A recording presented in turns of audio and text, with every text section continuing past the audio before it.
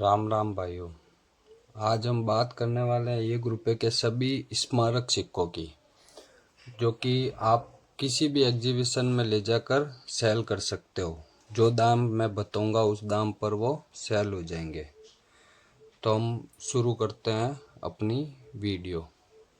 ये सारे सिक्के 6 ग्राम वजन में कॉपर निकल में डाले गए और इनमें मैं एक साथ एफएफएस के भी सारे, जिनको स्टेनलेस स्टील भी बोला जाता है, उनको भी साथ ले लूँगा। हाँ, सबसे पहले बात करते हैं इस तरह आने वाले 10 ग्राम वजन के गांधी और राजीव गांधी के सिक्कों की। इसमें कोई रेयर वैरायटी नहीं आती है। लोग इसको पुराना समझकर उनको लगता है कि ये रेयर कॉइन होगा।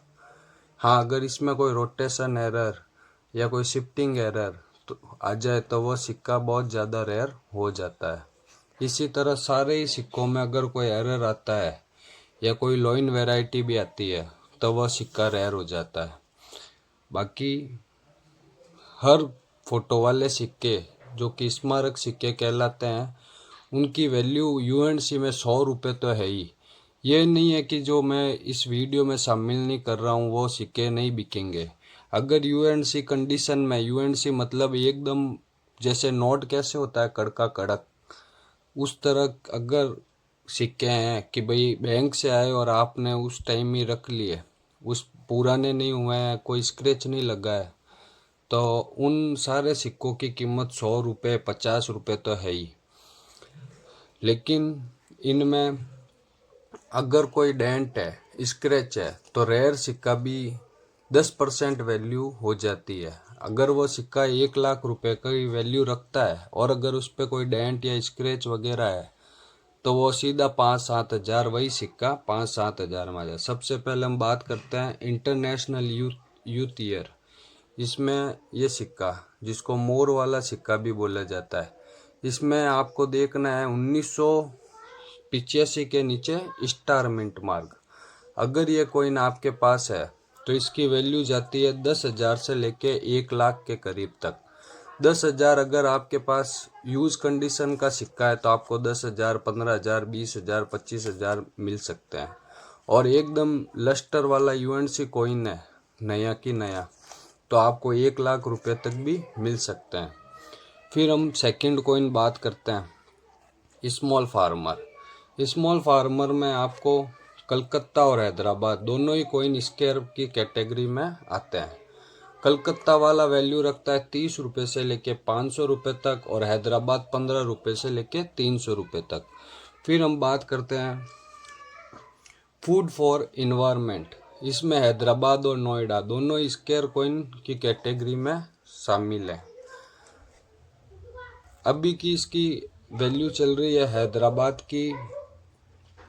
हैदराबाद और नोएडा दोनों की ही 10 रुपये से लेकर 300 रुपये तक। स्क्वायर कॉइन उनको बोला जाता है जो 200-300 रुपये वैल्यू रखते हैं यूएनसी में, और रेयर कॉइन उनको बोला जाता है जो 1,000 रुपये से ऊपर निकल जाते हैं। और 1,000 रुपये के ऊपर निकला हुआ कॉइन आसानी से सेल हो जाता है, और 200-100 रुपये वैल्यू रखने वाला आसानी से सेल नहीं हो पाता। इसी तरह जवाहरलाल नेहरू नोएडा मिंट, 1 रुपये का जवाहरलाल नेहरू नोएडा मिंट, इसकी वैल्यू चल रही है 200 रुपये से लेके 4500 रुपये तक। इसमें आपको 1990 में सबसे नीचे डॉट मिंट मार्क देखना है। इसमें डॉट मिंट मार्क आपको देखना है, डॉट मिंट मार्क के ऊपर से एक राउंड सर्कल रिंग के पास से जाता है। इसमें यहाँ नाली जैसा आकार बना हुआ होता है रिम के पास। ये मुंबई मिंट में नहीं मिलता है, उस वजह से आपको इसकी पहचान हो सकती है। तो ये भी रेयर की कैटेगरी में आ चुका है। इसके बाद हम बात करते हैं the girl child, care for the girl child. ये भी मुंबई मिंट का 10 रुपये से 400 रुपये तक वैल्यू रखता है और हैदराबाद का कॉइन इसमें रेयर होता है। जिनको अभी मालूम नहीं है कि मिंट क्या होती है, हैदराबाद, मुंबई, कलकत्ता और नोएडा, तो वो मेरी पिछले वीडियो जाके देख सकते हैं। फिर हम बात करते हैं फूड फॉर द फ्यूचर। इसमें भी हैदराबाद और कोलकाता दोनों स्क्वायर कॉइन की कैटेगरी में शामिल। इसमें कुछ वैरायटी भी आती है क्लियर फेस की, ये मैं आपको आगे आने वाली किसी वीडियो में समझाऊंगा। फूड फॉर द फ्यूचर वाले के कॉइन की कीमत हैदराबाद और कोलकाता दोनों ही मिंट की चल रही है 20 रुपये से लेके 400 रुपये तक। फिर होता है ICDS, इसको बोला जाता है वसुदेव कुटुंबकम, ICDS भी बोला जाता है। इसमें भी हैदराबाद की वैल्यू चल रही है 20 रुपये से लेके 300 रुपये तक। फिर हम बात करते हैं BR अम्बेडकर, डॉक्टर भीमराव अम्बेडकर के सिक्के की। इसमें भी हैदराबाद का कॉइन स्क्वायर की कैटेगरी में आता है। इसकी भी वैल्यू 10 रुपये से 300 रुपये तक चल रही है। इसमें भी म्यूल वैरायटी आती है, उसकी जानकारी मैं आपको आगे दूंगा। फिर आता है टूरिज्म ऑफ ईयर, 1991 में बना ये टूरिज्म ऑफ ईयर। इसमें भी हैदराबाद मिंट का कॉइन स्क्वायर की कैटेगरी में आता है। सन के नीचे स्टार मिंट मार्क देखना है आपको। इसकी भी वैल्यू 15 रुपये से 500 रुपये तक चल रही है। फिर आता है राजीव गांधी 1 रुपया। इसमें भी हैदराबाद मिंट का कॉइन स्क्वायर की कैटेगरी में शामिल होता है। इसकी भी वैल्यू 15-20 रुपये से लेके 500 रुपये तक जा चुकी है UNC कंडीशन में, और घसीपीटी कंडीशन में 5-7 रुपये 6 रुपये। फिर आता है 89th पार्लियामेंट्री मुंबई मिंट, ये एक ही मिंट से डाला गया कॉइन है। इसमें आपको देखना है kaju katli diamond mint mark.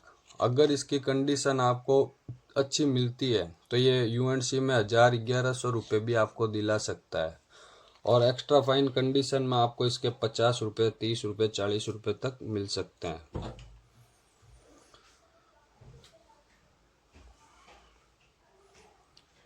फिर ये क्विट इंडिया मूवमेंट, इसमें भी कलकत्ता और हैदराबाद दोनों स्क्वायर की कैटेगरी में आते हैं।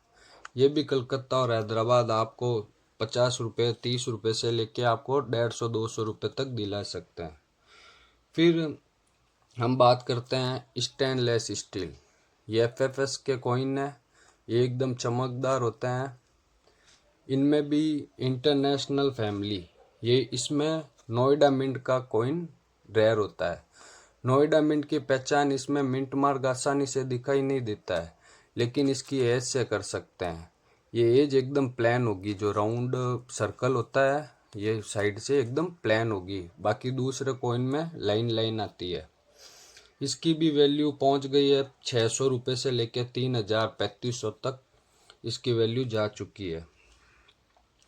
फिर इसके बाद हम बात करते हैं 1 रुपया 1995 संत तिरुवल। इसमें भी मुंबई मिंट स्क्वायर की कैटेगरी में शामिल हो गया है। इसकी भी वैल्यू 10 रुपये से लेके 500 रुपये तक जा चुकी है UNC कंडीशन में। फिर हम बात करते हैं 1997 सेलुलर जेल। सेलुलर जेल में भी नोएडा मिंट की स्क्वायर की कैटेगरी में जा चुका है। इसकी भी वैल्यू 5 रुपये से 200 रुपये तक चल रही है। इसमें भी वैरायटी आती है। बैक सत्यमेव जयते बैक से दिखाई देता है, ये देखो जो पीछे सत्यमेव जयते लिखा हुआ है ये आपको आगे से दिखाई देगा उल्टा लिखा हुआ। तो इसकी भी वैल्यू 50-100 रुपये एक्स्ट्रा मिलती है। फिर आगे हम बात करते हैं संत ध्यानेश्वर। संत ध्यानेश्वर का भी कलकत्ता और नोएडा का स्क्वायर की कैटेगरी में शामिल हो चुका 1999 में बना ये कॉइन। इसकी भी वैल्यू 5 रुपये से लेके 200 रुपये तक जा चुकी है। इसमें भी एक नोएडा मिंट में क्लियर फेस की वैरायटी आती है। इसमें लॉइन का फेस क्लियर नहीं दिखाई देता है, और लेकिन अगर क्लियर फेस अगर आपको मिल जाए तो 100-150 रुपये उसके भी आपको ऊपर मिल सकते हैं। फिर आता है लोकनायक जयप्रकाश, 2002 में बना ये कॉइन। इसमें आपको देखना है, इसमें डायमंड है वो मुंबई मिंट से है, लेकिन डायमंड नहीं है, वह कॉइन भी मुंबई मिंट से बना हुआ है, और आज की तारीख में वह कॉइन सबसे कीमती सिक्का है FFS में। उसकी वैल्यू विदाउट मिंट मार्क वाले जो मुंबई से बना हुआ कॉइन है, लोग समझते हैं वो कलकत्ता से बना होगा, कलकत्ता में ये कॉइन नहीं डाला गया था। उसकी वैल्यू चल रही है 200 रुपये से लेकर 3000 4000 रुपये तक भी जा चुकी है। फिर हम बात करते हैं महाराणा प्रताप। फिर हम बात करते हैं वीर दुर्गादास के कॉइन की। 1 रुपया वीर दुर्गादास 2003 में डाला गया यह कॉइन 1 ही मिनट से जारी हुआ हैदराबाद। इसकी भी वैल्यू 30 रुपये से 300 रुपये तक पहुंच गई है।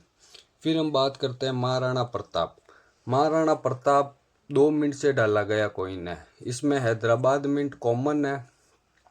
इसमें हैदराबाद मिंट का मैं इसलिए जिक्र नहीं कर रहा हूँ क्योंकि वह कॉमन है, आसानी से नहीं बिकता। लेकिन अगर इसमें आपको मुंबई मिंट का मिले जिसमें डायमंड सन के नीचे डायमंड का मिंट मार्क हो, ये भी 2003 में डाला गया कॉइन है। अगर ये आपके हाथ लगता है तो इसकी वैल्यू जा चुकी है 50 रुपये से लेकर 600 700 800 रुपये तक यूएनसी कंडीशन में।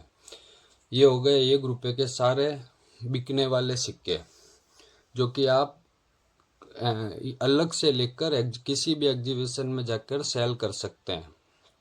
ठीक है दोस्तों, आगे अब आएंगी 2 रुपये के संपूर्ण स्मारक सिक्के और 5 रुपये के संपूर्ण स्मारक सिक्के।